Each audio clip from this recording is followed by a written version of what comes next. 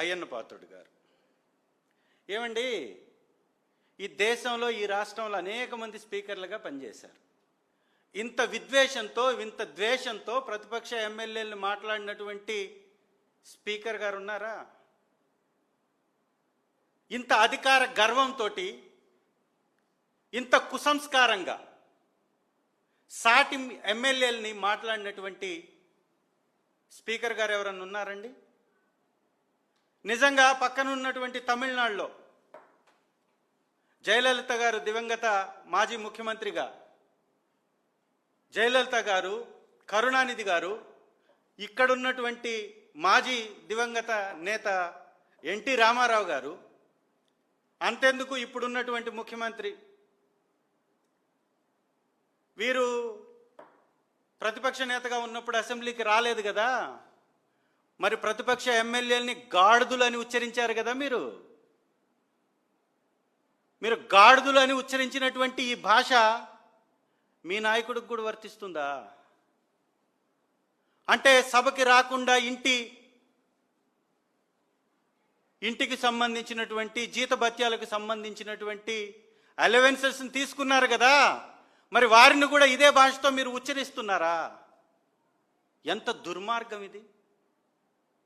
సభకి రావట్లేదు అంటున్నటువంటి ఈ వ్యక్తి సభలో ఎలా వ్యవహరించబోతున్నాడో వారి మాటల ద్వారా చెప్పట్లేదా?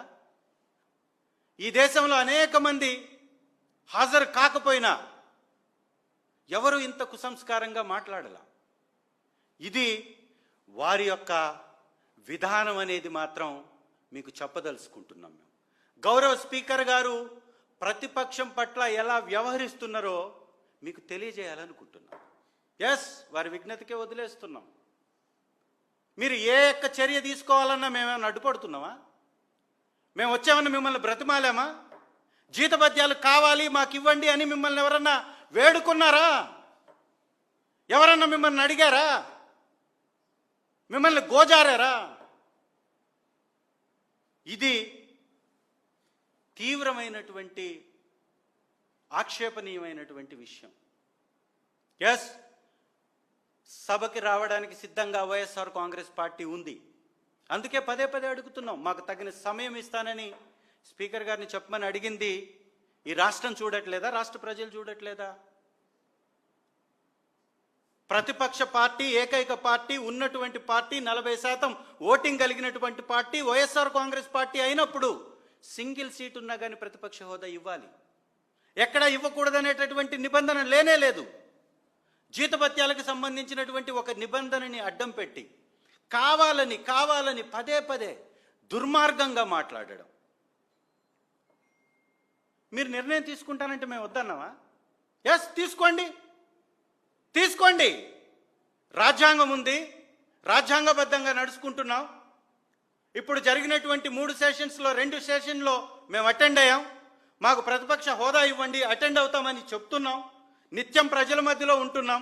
మీ నాయకుల్లాగా, మీ ఎమ్మెల్యేలాగా ఎక్కడో వెళ్ళి హైదరాబాదులో తిష్టవేసి, ఎక్కడో వెళ్ళి వ్యాపారాలు చేస్తూ దోచిన డబ్బుని దాచుకోవడానికి విదేశీ పర్యటనలు మేము చేయట్లేదే. నిత్యం ప్రజల మధ్యలో ఉంటున్నాం. 16 నెలల నుంచి కనీసం నెలకి ఒక ప్రోగ్రాం రైతుల పక్షాన, విద్యార్థుల పక్షాన, ప్రజల పక్షాన పోరాటం చేస్తుంది వైఎస్ఆర్ కాంగ్రెస్ పార్టీ. మరి వైఎస్ఆర్ కాంగ్రెస్ పార్టీ ఎమ్మెల్యేలకి మీరు జీతాలు ఇవ్వద్దు అని అనుకుంటే మిమ్మల్ని ఎవరన్నా వచ్చి అడ్డుపడుతున్నారా? నిర్ణయం మీరు తీసుకోండి.